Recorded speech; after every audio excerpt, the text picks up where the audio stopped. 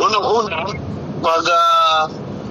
doon sa ating mga power suppliers o mga generating companies, ang ating advisory na in-issue sa kanila ay dapat lang buong capacity ng kanilang planta ay available pagdating ng araw ng election. Inatasan po natin ang ating mga distribution utilities, electric cooperatives na mag-inspection. Pagdating naman po sa pangkalahatan ng ating management at yung administration, meron po tayo yung Energy Task Force on Election na kung saan po sa araw-araw po ay nangangalat tayo ng report ng bawat entities po.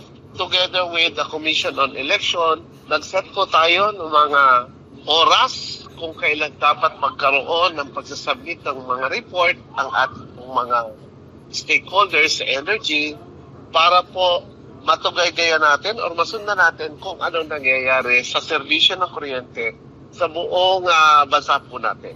Tiniyak naman ni Meralco spokesperson and head of corporate communication Joel Saldariaga na magiging maayos ang serbisyo ng kuryente at hindi magkakaroon ng aberya sa Lunes, araw ng halalan. Supply is more than adequate. Nag-improve yung supply situation natin.